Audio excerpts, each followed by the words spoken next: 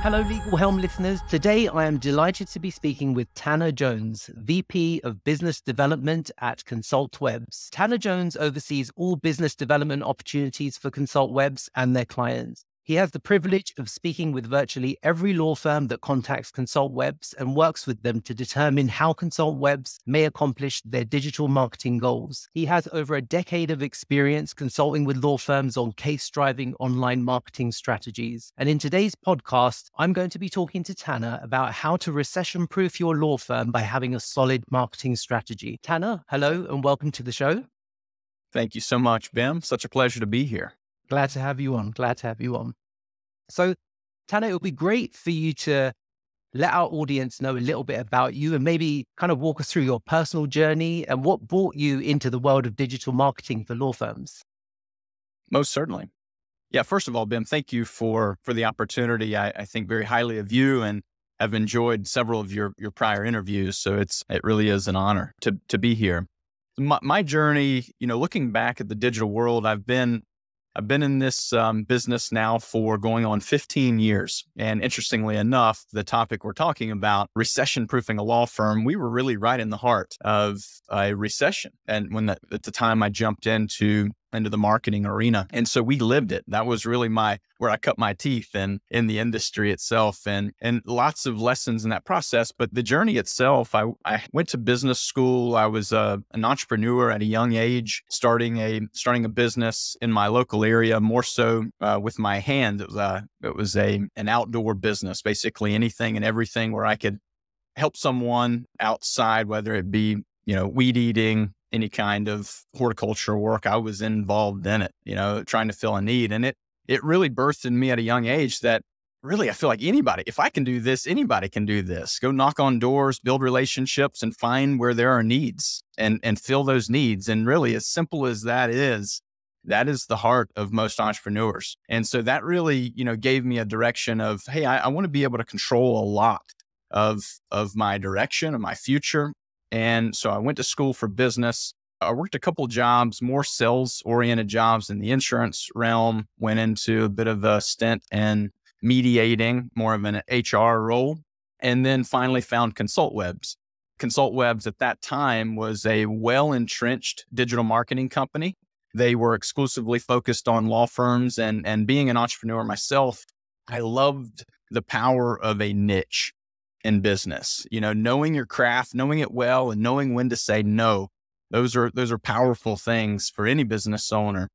And so that's what started the journey back in 2009. And as mentioned, the recession was full swing at that time. And as they say, the rest is history. Absolutely. Thank you so much for that introduction. It's great to hear about how all of us kind of go on a journey that maybe we started out thinking we're going to end up somewhere and then we end up in the places that we're at. So it's really interesting to learn from you on that. So talking of law firms and talking of the niche that you guys are focused on, what do you see as the biggest challenges that are facing law firms in marketing themselves today? Yeah, there are a number of challenges, but I'll start with really the core concept here, which is tied to the recession. And I think that's more around mindset of the marketer, mindset of the business owner. And, what do I mean by that?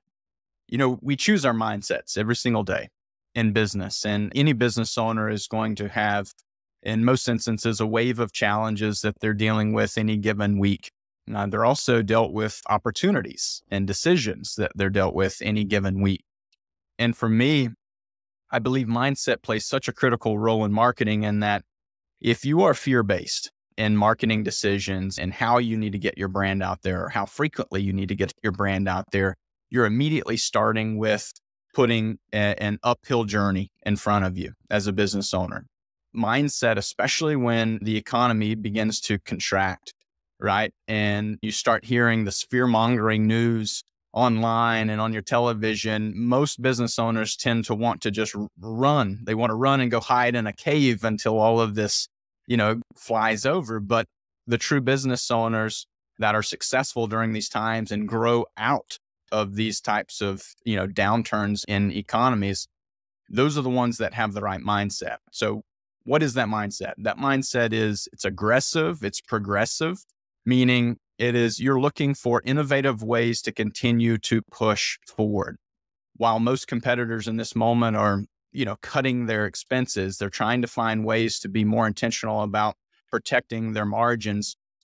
These other mindsets of business owners are looking to gain more market share in that time. And they certainly will, because when the other competition is falling back, it creates more opportunity.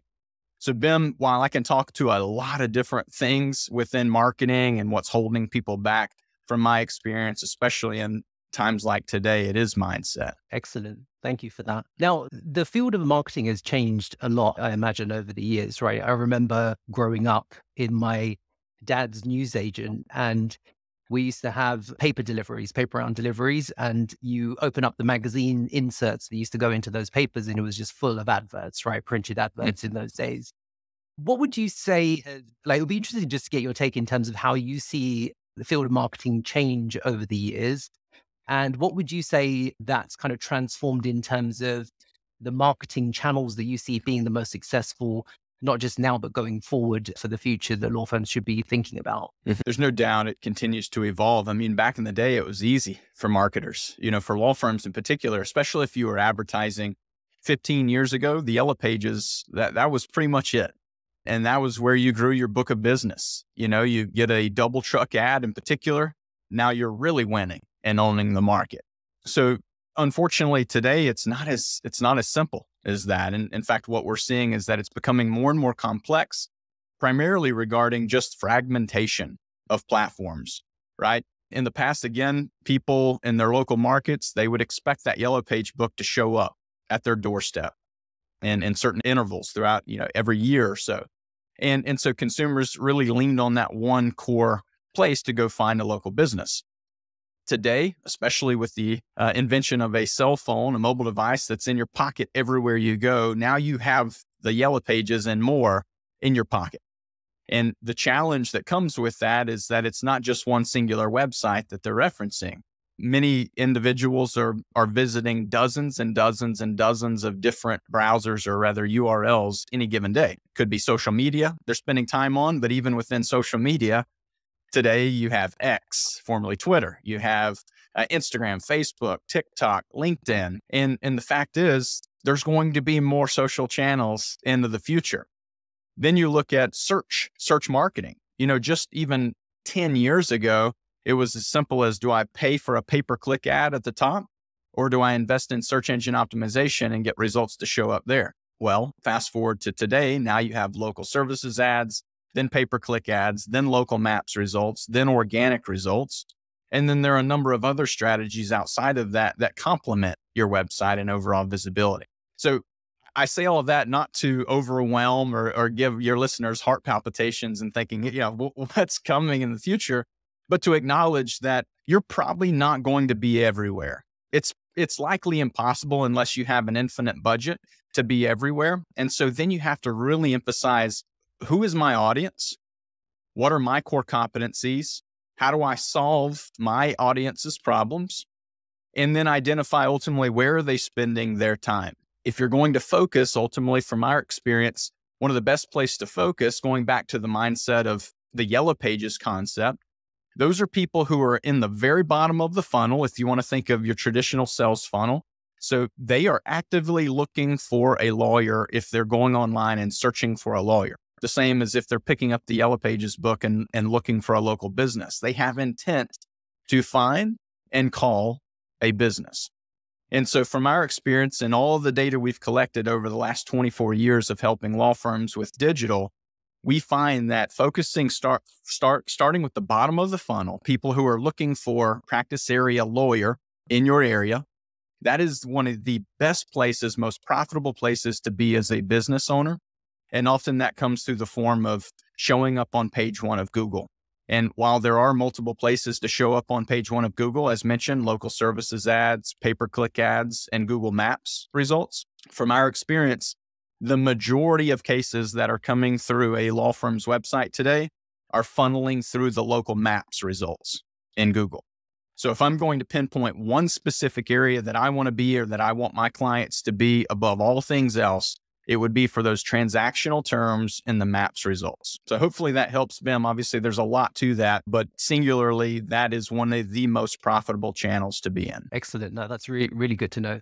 And how does that play out in future? Like, there's a lot of talk at the moment of artificial intelligence and the role of generative AI with regard to things like content creation that obviously ends up as part of could end up as part of a firm's marketing strategy. I'm interested to get your take in terms of, are you seeing any early impacts in terms of where you guys are leveraging any AI technologies to improve or enhance the process when it comes to marketing or being more efficient? And how are you seeing that as impacting the way that you market law firms going forward? That is it's no longer the $1 million question. That's the $1 billion question today in the marketing arena. But the reality is that it's here. The technology's here, and I firmly believe it's here to stay, and it's going to continue to evolve to make truly all of our lives easier if we embrace it in a positive way. That being said, I think there are two sides here that we can look at. One would be the overall search, the search world. How will it evolve? How will the search engines evolve for the individual users? And because that's important naturally for a marketer to know, how do I need to stay ahead of this? How do I keep up with this constant change? So that's one piece. The other side would be more in line with what you're referring to with what are we doing to leverage this technology to help our clients market? And that's where I'll start.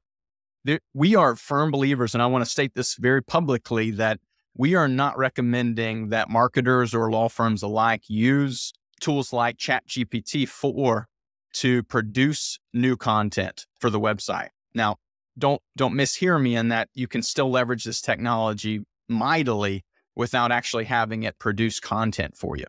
A few practical examples that we've found, very simple. You can look at, let's say going back to the example, if I want to rank for car accident lawyer near me, that search term in my area.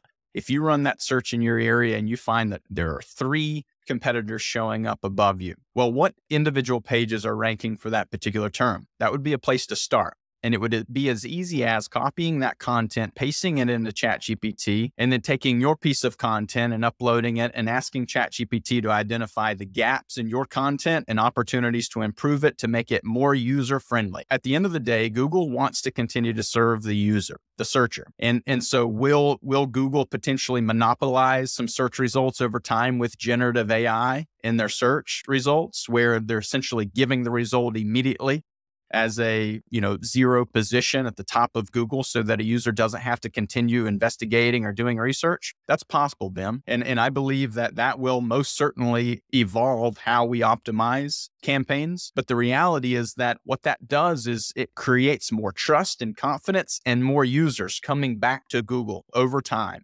making it almost, it is part of their body, that mobile device, and being on them at all times. And for any marketer, you ask any credible marketer out there, where do you want to be?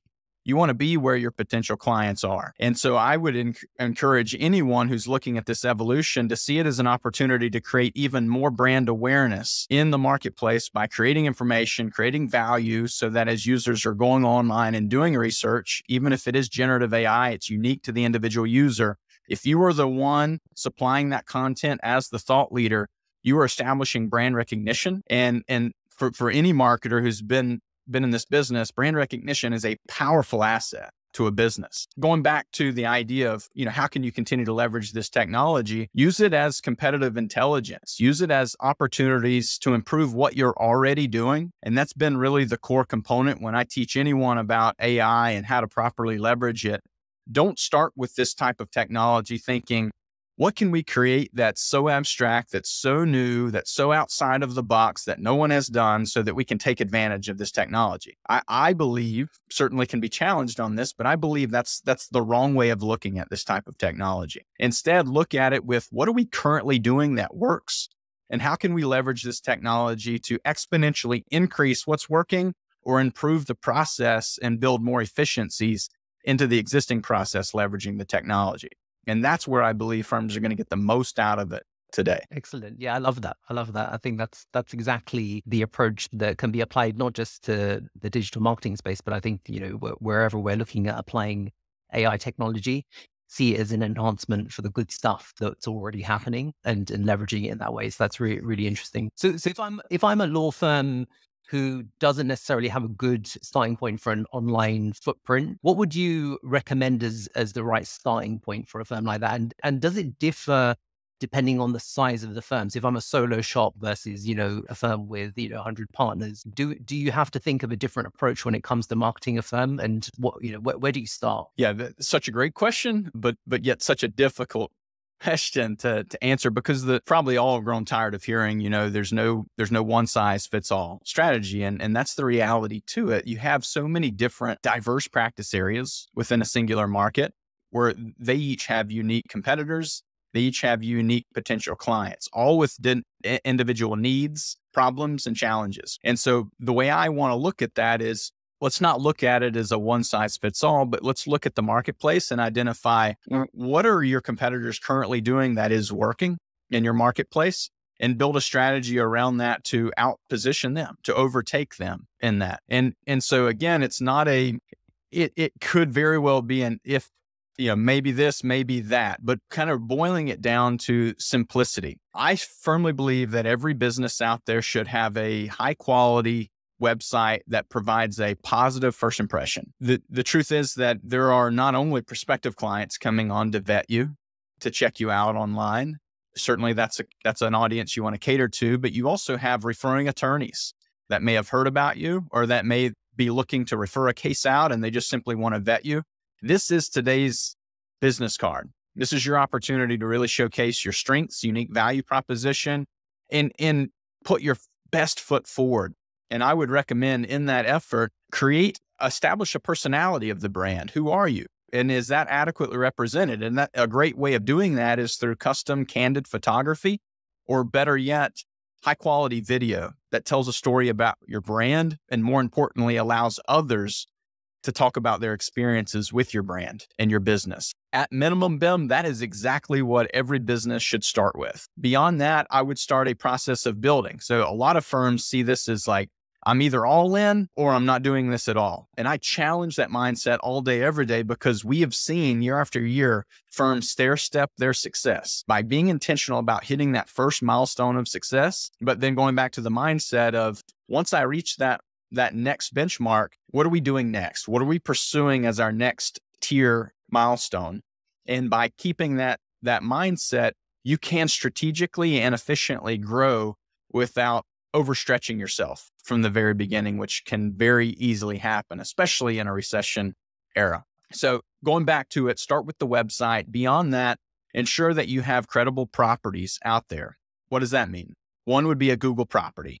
If you have an office address or multiple office addresses, then in that instance, you want a Google listing, a business listing for every office that you have. To layer on even more to that, go out and aggressively pursue reviews from past clients and others within your network who know about your business and can speak to that competently. Social proof is gold online, just like it is in the word of mouth concept of being able to get your brand out there. If friend A refers you to friend B, it's a lot easier to sign that client up because of the trust that they come in with. That has now transitioned or bridged over into digital, where complete strangers are reading about someone else's experience of your law firm and growing in trust and confidence in your business. So certainly that would be a place to continue to build on and make sure that you have a solid foundation. And then naturally from there, you can be intentional depending on where the gaps are in the market to strategically expand and grow your business. Hey John, how do I find out what we've invoiced my client? How can I view my outstanding WIP? How do I submit my expenses again? Do we have next Monday off? Monday off? It's exciting to have fresh faces at your law firm, but onboarding them takes a lot of time and a lot of energy when everyone is remote. You're busy enough as it is. Helm 360 has the solution. Just ask Termi. Helm 360's next level chatbot solution for knowledge management. Termi can answer many of your new hires' questions for you without distracting you or anyone else at the firm. This means fewer frantic emails, fewer help desk tickets, more time and more focused productivity for everyone at the firm. Working with Termi, you can have those eager new employees up to speed in a snap. They may never need to ask you a question again. Check out helm360.com/Termy to see Termy in action and find out how it can make onboarding new hires as easy as sending an email. Great. Thank you, Tana. That was very, very comprehensive, very insightful. So, and I do want to drill in a little bit deeper in terms of the kind of success element of building that marketing strategy, because one of the things that I remember having some conversations in previous companies that I've worked for where the leadership would say, we're going to spend some money on marketing, right? And the result needs to be, increase in sales or whatever, like whatever the measure of success is. And there was no real way of being able to define like a timeline as to when that happens. And for some people in leadership, that's a struggle, right? Because they kind of want to know, I buy something, I spend some money, I want to see results tomorrow, right? Now, the nature of marketing from my perspective is that it takes time for some of this stuff to work, because you can lay down the roots and then you need to wait for really the flowers to kind of come up. I'd be interested to get your take on, firstly, how do you measure success? Like what is the, what kind of KPIs, what kind of things do you typically recommend people measure? And how long do typically firms need to wait before they start seeing results? And do you see that as being a challenge in terms of, justifying the cost and then kind of figuring out how far that journey takes a firm before they start to see the results of their labor? Yes, such a good question to ask. And for anyone who's considering marketing or who's in the middle of a marketing campaign, this can be a major frustration point. And the challenge here is that in many instances, marketers are going off of prior experiences, and we've just talked about how the web continues to evolve and change. And so what we're trying to do is skate to where the puck is going. An old Wayne Gretzky quote there, which I love. And that's really the beauty of digital and being able to stay ahead of the curve. The more you can skate ahead, the more you can keep up with that. But the whole concept really comes down to tracking key metrics that everyone can agree and align on. Everyone being the law firm who is marketing and whoever it is that you're working with as the marketer. So in the very beginning, we are firm believers in getting alignment on what success looks like. What does failure look like? That's a conversation that doesn't often come up, but asking someone, what is worst case scenario? What do you anticipate? It at least brings alignment to the conversation, and you at least know what you're working against and what you're working toward. Now, when it comes to objective metrics, I state objective for a reason, very intentionally, because it's so easy to get lost in data.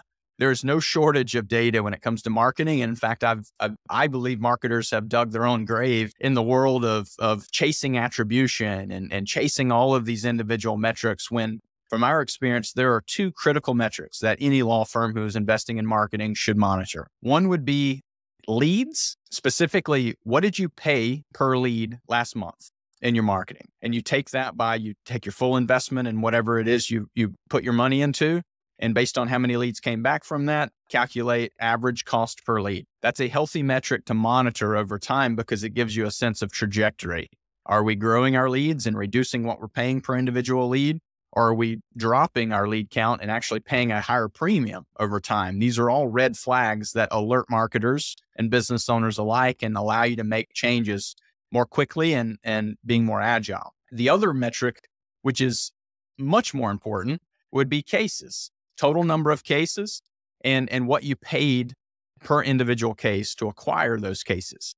Now, this can get messy. And I, if you don't mind, Bim, I'd like to take just a moment to speak through maybe the complexity of this process. But if you're calculating your cost per lead on average and your cost per case on average every single month, again, you have historical data to get a sense of where you're trending as a business. This gives you the ability to make even better, more informed decisions as a business owner as to where you want to continue to apply dollars over time in marketing, where you may want to pull back, and ultimately beginning to put scenarios together. If we double our investment next year, we can generally expect that we will double, triple, whatever that may be, your caseload, depending on what those numbers are showing you.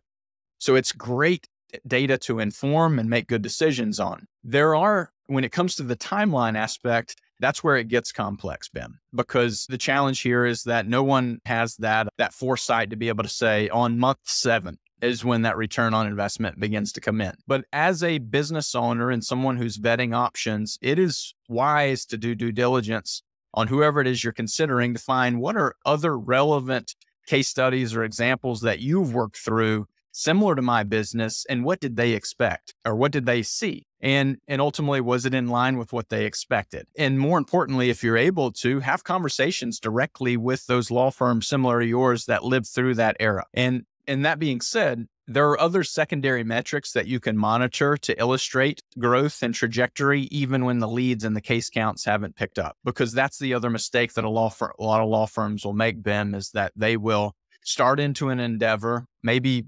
aggressively investing in this particular endeavor. And within 5-6 months, no cases have come in, many of which start getting cold feet. They are ready to back away from this. They just want to consider it a loss and walk away. I see that as such a critical error and a failure, not only on the business owner, but just as importantly on the marketer themselves, because clearly they were not aligned from the very beginning of that relationship in terms of what you need to endure over a period of time before you actually begin to see results. And the truth is that depending on what marketing strategy a business owner is using, some definitely have a longer ramp up period, but better results in the end, whereas others may have a shorter ramp up period to get results, but you're going to constantly pay a high premium on that cost per case. But as long as that business owner is informed and has the general expectation, and then the metrics, most importantly, to monitor that trajectory and how well you're trending toward that ultimate first milestone, that's what's going to give marketers peace of mind. It's what's going to give the business owners a peace of mind, and most importantly, a confidence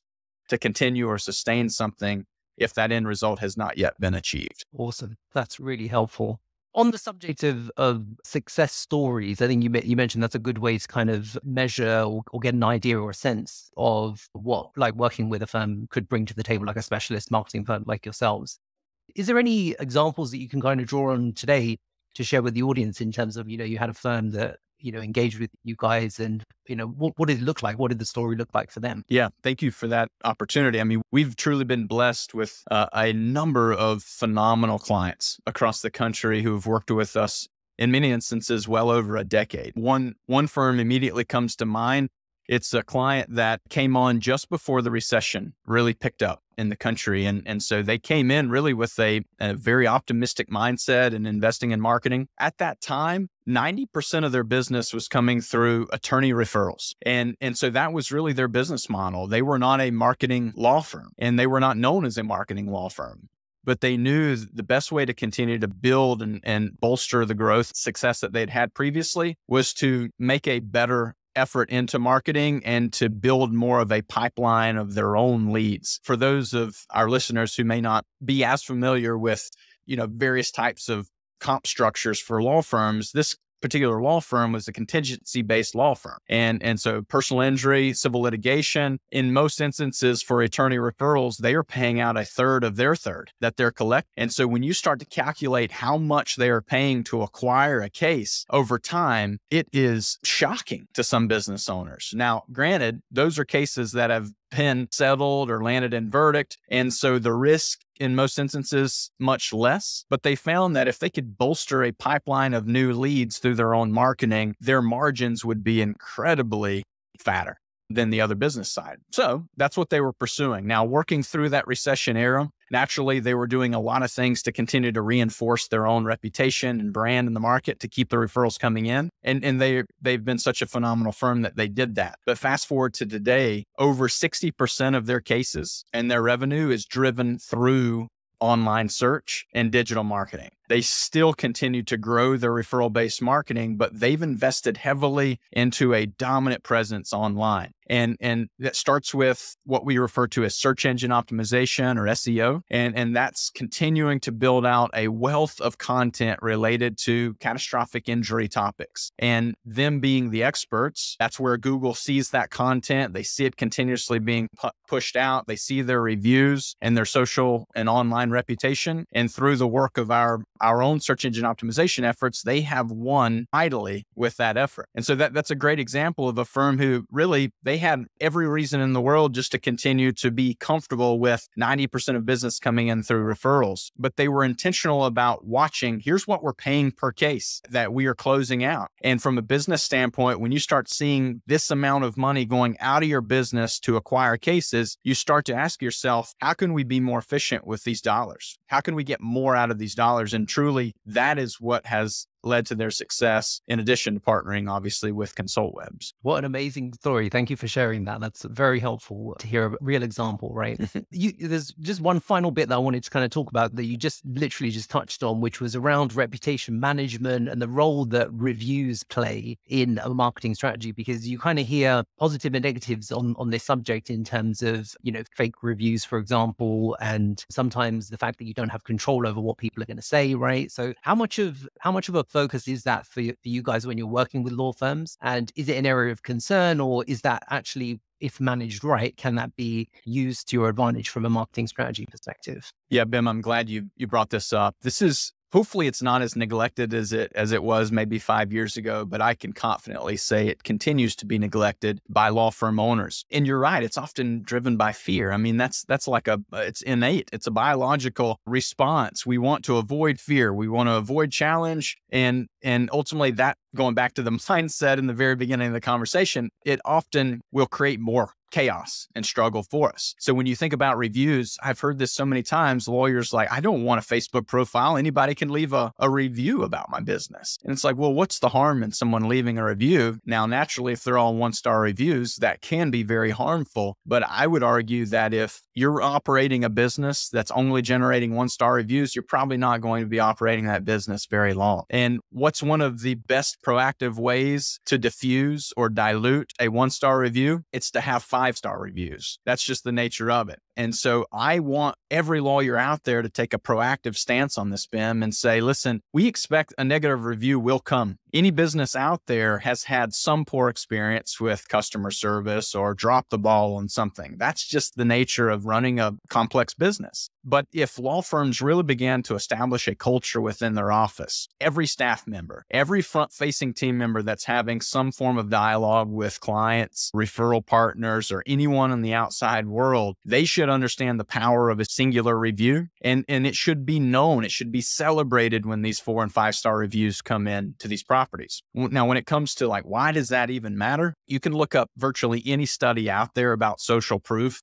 today and how it absolutely influences decision-making from consumers. You will see the power and the need to have not just a blitz of reviews, but an ongoing strategy so that there's frequency to those reviews. That's an indication that your business is active and helping people on an ongoing basis. And so definitely do that. Definitely invest in a strategy for getting reviews. I would recommend you start with your Google property, but one of the challenges there is that someone would have to have a Gmail account to leave a review. And that's often also an excuse with business owners because they just keep hitting a wall there. But I would encourage you, if you have someone who's willing to leave a positive endorsement about your business, even if they're not able to leave it publicly online, have them write it up, send it over to you, have them record it on their phone, and leverage that content in other places that you can control, like your website, like your testimonials page. If someone's speaking specifically to a truck accident that you helped their family member through, you better have that truck testimonial on your truck accident webpage, because any and every person that lands on that page, that's the most relevant review that they can read today. So those are ways that you can really maximize, take advantage of anyone willing to leave a positive endorsement, whether it be on a public profile like Google or whether you harnessing it and using it in other places that you can control. Thank you so much, Tanner. That's been very, very interesting and lots of